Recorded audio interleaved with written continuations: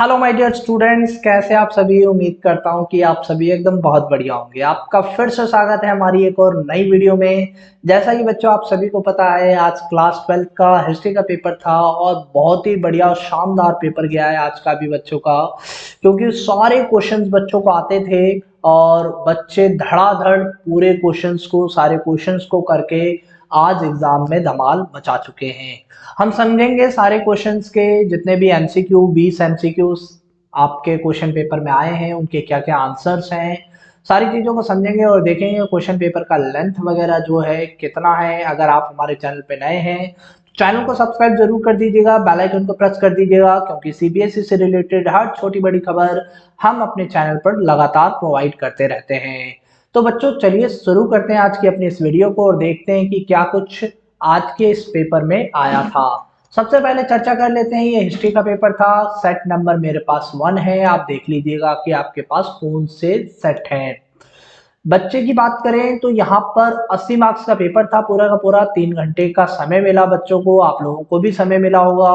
और चलते हैं अब क्वेश्चंस की तरफ कि किस तरीके के क्वेश्चंस आए थे। काफी इजी क्वेश्चंस थे, ज्यादा टफ नहीं थे। जिस बच्चे ने डिटेल में पढ़ा था बच्चे वो बच्चा करके आया है, और जो बच्चे नहीं पढ़े वो नहीं करके आए। जैसा कि पहला प्रश्न था कि निम्नलिखित में से किसने संस्कृत व्याकरण पर अष्टाध्यायी नामक ग्रंथ की रचना की है। तो अष्टाध्यायी पुस्तक की बात करें तो अष्टाध्यायी पुस्तक जो है वो पाणिनि के द्वारा लिखी गई है। ऑप्शन नंबर डी इसका राइट आंसर था। मैं उम्मीद करता हूं कि आप भी ऑप्शन नंबर डी ही इसमें लगाकर आए होंगे। अगर हम प्रश्न नंबर सेकंड की बात करें तो यहाँ पर जो चीजें हैं मैचिंग है, मैच द फॉलोइंग है, और आपका जो ऑप्शन ए है वो इसका राइट आंसर है, क्योंकि ए का थर्ड के साथ मैच होगा। एस एन राव की पुस्तक है the story of Indian archaeology. अगर बी की हम बात करें तो ये जी एफ डेल्स जिसकी फर्स्ट पुस्तक है the mythical massacre at Mohenjodaro. अगर जॉन मार्शल की पुस्तक की बात करें तो वो है मोहनजोदड़ो एंड द इंडस। और आर ई एम व्हीलर की बात करें तो उन्होंने लिखी है एशियंट इंडिया। तो ऑप्शन नंबर ए इसका राइट आंसर आपका हो जाना चाहिए। प्रश्न संख्या 3 की बात करें तो प्रश्न संख्या 3 की बात करें तो इसको कहा गया था कि काल क्रम अनुसार में व्यवस्थित कीजिए।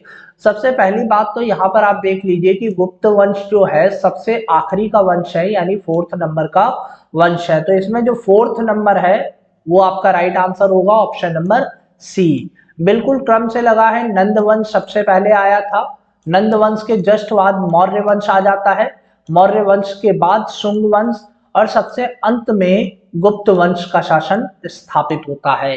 ये सारी चीजें हैं, आप समझ गए होंगे। ऑप्शन नंबर सी इसका क्या है, राइट आंसर है। अगले प्रश्न की तरफ चलते हैं, चौथे प्रश्न की तरफ। चौथे प्रश्न में देख सकते हैं आपके सामने क्या प्रश्न था। चौथा प्रश्न था आपके सही गलत का, कह रहा था कि निम्न में से कौन सा कथन सही है। कह रहा है बुद्ध का जन्म सांची में हुआ है। बिल्कुल गलत है, क्योंकि बुद्ध का जन्म लुम्बिनी नेपाल में हुआ है। ऑप्शन नंबर बी जो कह रहा है वो कह रहा है कि बुद्ध ने लुम्बिनी में ज्ञान प्राप्त किया। बिल्कुल ही गलत है, क्योंकि बुद्ध ने बोध गया में अपना ज्ञान प्राप्त किया था। तीसरी चीज कह रहा है कि बुद्ध ने अपना पहला उपदेश बोध गया में दिया। ये बिल्कुल गलत है, क्योंकि सबसे पहला उपदेश जो उन्होंने दिया था वो सारनाथ में दिया था। ऑप्शन नंबर डी ही इसका राइट आंसर है, ऑप्शन नंबर डी, क्योंकि बुद्ध ने कुशीनगर में ही महापरिनिर्वाण प्राप्त किया। महापरिनिर्वाण से हमारा मतलब होता है मृत्यु को प्राप्त करना। जब महात्मा बुद्ध की मृत्यु हुई तो वो जगह जो थी वो थी कुशीनगर। कुशीनगर में ही महात्मा बुद्ध की क्या होती है, मृत्यु होती है। पांचवें प्रश्न की बात करें तो पांचवें प्रश्न में कहा गया कि निम्नलिखित में से किस देश से अफांसी निकेतन था। तो बच्चों निकेतन यानी निकिता है ना, आपको पता हो पॉलिटिकल साइंस में आपने पढ़ा हो तो निकेतन जो है शब्द मैच होता है किससे, निकिता से। और निकिता क्रुश्चेव जो थे वो सोवियत संघ के पहले जो सचिव थे वो थे। तो इसका राइट आंसर क्या है, ए रशिया, रूस का ये एक यात्री था अफांसी निकेतन। आगे की बात करें प्रश्न संख्या 6 पे, तो प्रश्न संख्या 6 में कह रहा है कि यहां पर हमें सही कथन का क्या करना है, चयन करना है। तो पहला कथन तो यह है कि इतिहासकारों ने परंपराओं को जानने के लिए संतों की जीवनी का चित्रण किया है। बिल्कुल सही बात है ये, क्योंकि इतिहासकार जब भी किसी परंपरा को जानना चाहते हैं तो संतों की ग्रंथों के बारे में पढ़ते हैं। कई मान्यताओं और प्रथाओं को महान और लघु संस्कृत पौराणिक परंपरा का नाम दिया, ये भी बात बिल्कुल सही है कि महान परंपरा और लघु परंपरा में चीजों को बांटा गया है। तीसरी चीज कह रहा है कि यह भक्ति परंपराओं को दो व्यापक श्रेणियों में बांटा गया है। बिल्कुल सही बात है, सगुण और निर्गुण। सगुण वो होते हैं जो किसी फिजिकली एक्टिव मूर्ति वगैरह की पूजा करते हैं, और निर्गुण जो है जो एक सत्य की पूजा करते हैं। ये बात भी बिल्कुल एकदम सही है। निर्गुण भक्ति गुणों के साथ भगवान की पूजा करते हैं, ये बात गलत है। निर्गुण भक्ति परंपरा वाले जो है वो भगवान की पूजा नहीं करते, मूर्ति की पूजा नहीं करते, वो किसी सत्य की पूजा करते हैं। तो ऊपर के फर्स्ट सेकंड थर्ड ही सही है, यानी first second third option number A आपका राइट आंसर हो जाएगा। अगले प्रश्न पे चलते हैं।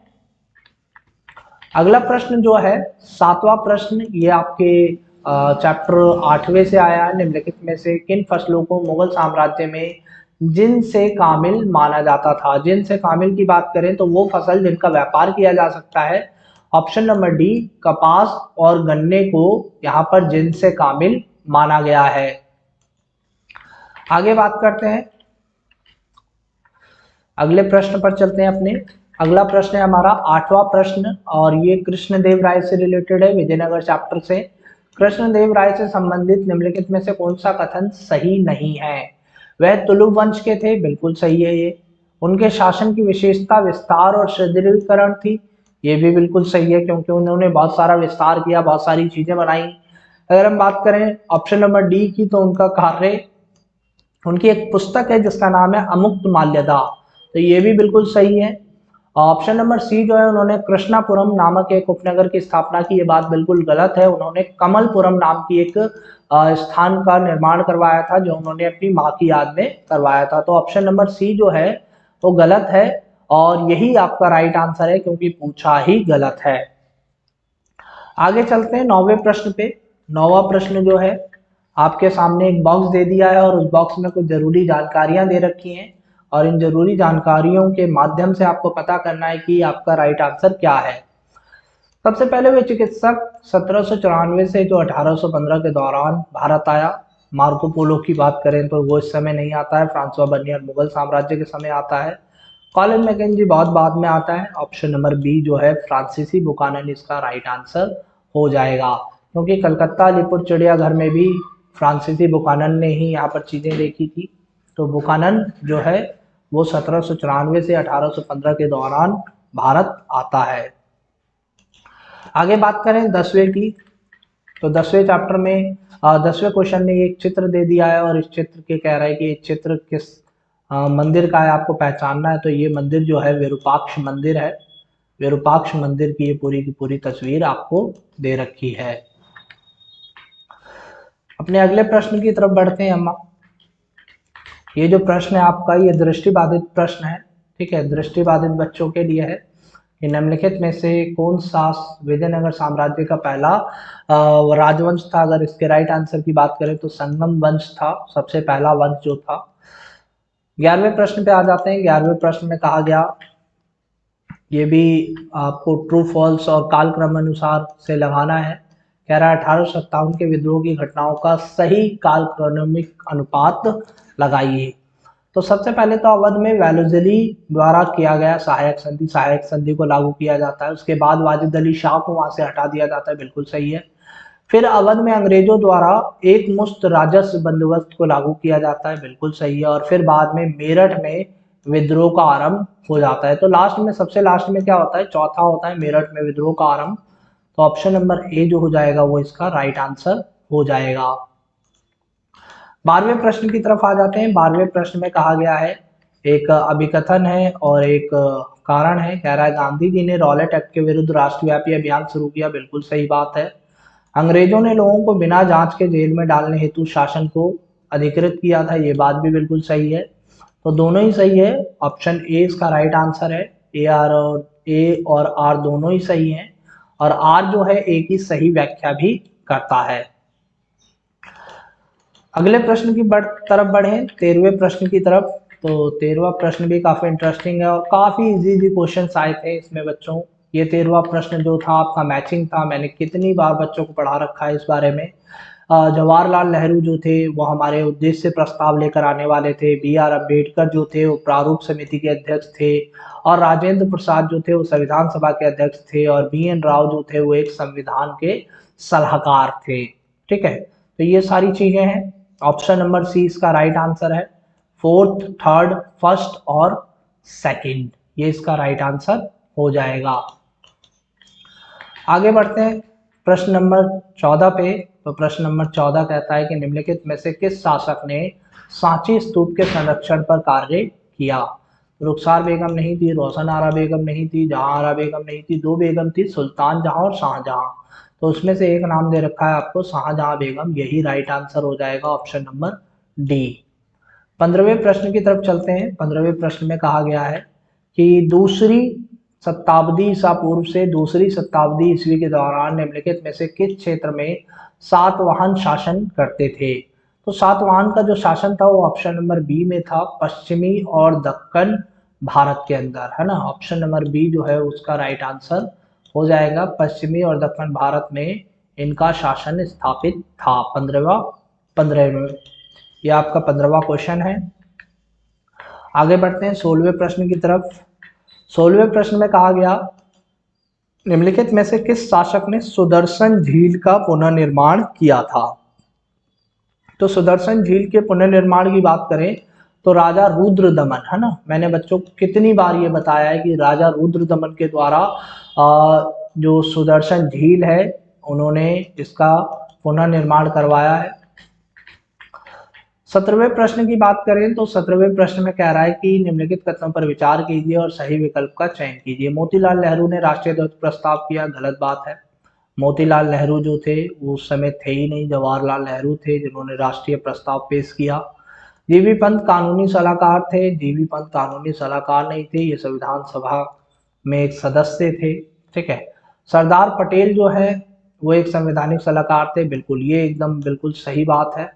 सरदार पटेल ने संवैधानिक सलाहकार की यहाँ पर भूमिका निभाई थी। KM मुंशी को फ्रंटियर गांधी कहा जाता है, फ्रंटियर गांधी गलत बात है। सीमांत गांधी जो है वो किसको कहा जाता है, खान अब्दुल गफ्फार खान को, उसे कहा जाता है फ्रंटियर गांधी। 1850 के दशक के दौरान निम्नलिखित में से किस क्षेत्र को अंग्रेजों द्वारा बंगाल आर्मी की पौधशाला कहा जाता था। तो अवध को बंगाल आर्मी की क्या कहा जाता था, पौधशाला। ठीक है, क्योंकि अवध से ही सारे लोग यहाँ पर भर्ती हुआ करते थे। अगले प्रश्न पे चलते हैं, हमारे दो प्रश्न और रह गए हैं। दो प्रश्नों में से 19वां प्रश्न जो है वो कह रहा है कि सिपा आबादी पुस्तक मुगलों के सैन्य और नागरिक प्रशासन पर महत्वपूर्ण किताब थी। बिल्कुल सही बात कह रहा है ये। किताब में मनसबदारों, कवियों आदि जैसे अधिकारियों की लघु जीवनियां शामिल थी। लघु जीवनियां यहाँ पर नहीं थी, हाँ इनके बारे में डिटेल जरूर थी, पर लघु जीवनियों से हमारा कोई मतलब नहीं होता। तो ऑप्शन नंबर बी जो है राइट आंसर है, क्योंकि ए और आर दोनों सही है। सॉरी, यहाँ पर option number B right answer नहीं हो, क्योंकि बी तो जो आर जो है वो तो गलत है, तो ए सही है।